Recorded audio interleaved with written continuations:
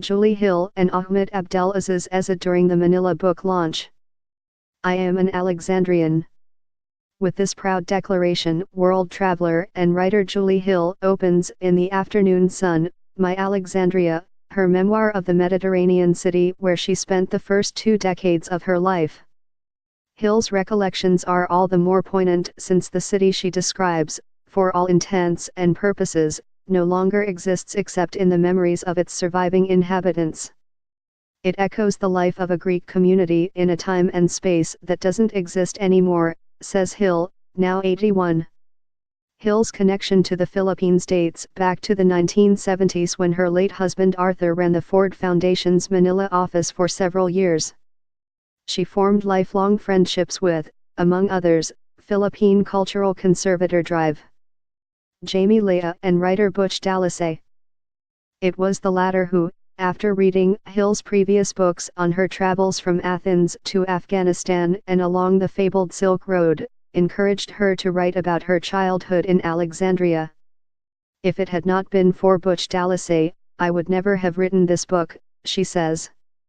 He forced me to write about things which I would never have made public. Some scenes are very personal. He said, don't just write about the good things, write about the bad things too. It was hard, the tears came down. The Philippine edition of In the Afternoon Sun, My Alexandria was published by the Society for Cultural Enrichment Inc. and launched in Makati last October. An international edition will be launched in Athens this December. Mythologized Hill's book will be of interest to Filipinos primarily because of the light it sheds on Alexandria in the years immediately before, during and after the World War II. Few cities have been mythologized in the popular imagination as thoroughly as Alexandria, thanks in large part to the English novelist Lawrence Durrell, who set his famous Alexandria Quartet there, roughly around the same period as Hill writes about.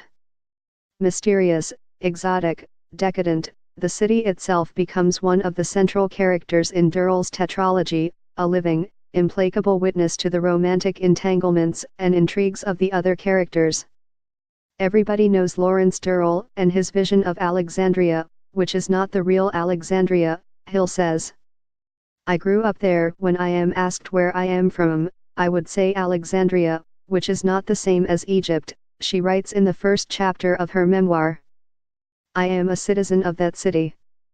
Alexandria is a word that is a key, opening up the imagination to a vivid dream that brings the ancient past and the more recent future together, and in that dream parade the Pharos, one of the 7 wonders of antiquity, the Great Library, Alexander the Great, Constantine Cavafy and Lawrence Durrell, to whom the city persists as the capital of memory. The city, inhabited by these memories of mine, moves not only backwards into history, studded with so many great names, but also back and forth in the living present, to the familiar and commonplace, to my family, to myself, she continues.